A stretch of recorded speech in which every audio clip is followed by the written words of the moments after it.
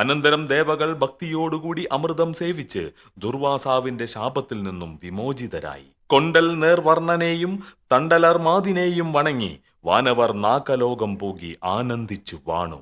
കൽപ്പതരുവും പാരിജാതവും പാകശാസനൻ അമരാവതി എന്ന ദേവലോക നഗരിയിലെ മനോഹരാരാമത്തിൽ കൊണ്ടുവന്ന് നട്ടു വളർത്തി.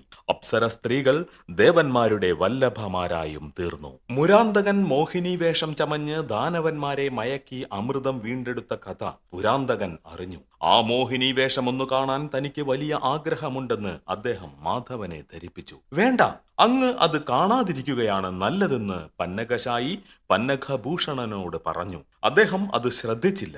പിന്നെയും പിന്നെയും കൈലാസനാഥൻ പാലാഴിനാഥന്റെ മോഹിനി വേഷം കാണാൻ ആഗ്രഹം പ്രകടിപ്പിച്ചു. ശങ്കരന്റെ ഭാഷിതം കേട്ട് ശാർങ്ങകപാണി പെട്ടെന്നു മറഞ്ഞു. അവിടെ വിഷ്ണുമായയാൽ തൽക്ഷണം മനോഹരമായ ഒരു പൂവനം വിളങ്ങി. വാസന്തശ്രീ തഴച്ചു. പൂമരങ്ങൾ പൂത്തു തൂമണം പരന്നു. ആ പൂവനത്തിന്റെ മധ്യത്തിൽ പൂമങ്ക പോലെ ഒരു ലാവണ്യവതി നിൽക്കുന്നു.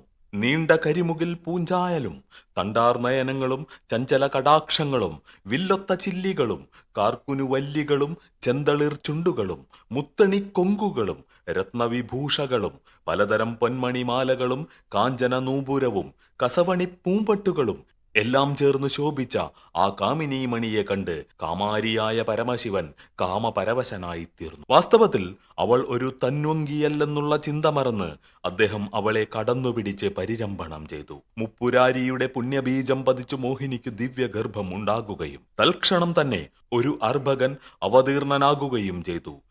ദിവ്യമായ ഹരിഹര യോഗത്താൽ താരകബ്രഹ്മം ധർമ്മശാസ്താവായി അവതാരം ചെയ്തിരിക്കുകയാണ്. മോഹിനി ആ പൈതലിനെ പിതാവായ മഹേശ്വരനെ ഏൽപ്പിച്ചു. അദ്ദേഹം ആ ശിശുവിനെ കൈലാസത്തിൽ കൊണ്ടുപോയി പാർവതീദേവിയുടെ കയ്യിൽ കൊടുത്തു. ഗണനാഥൻ, സുബ്രഹ്മണ്യൻ എന്നീ ശിവസുതന്മാരോട് ചേർന്ന് ആ ബാലനും കൈലാസത്തിൽ വളർന്നു. അനന്തരം ശ്രീശുകൻ പ്രത്യേകം പറഞ്ഞു, ഹേ നരപതേ, ഇതിനു മുൻപ് 6 മന്വന്തരങ്ങളിൽ ഹരിഹരസുതനായി ധർമ്മശാസ്താവ് അവതരിച്ചു കഴിഞ്ഞു. ഇത് 7ാമത്തേതാണ്.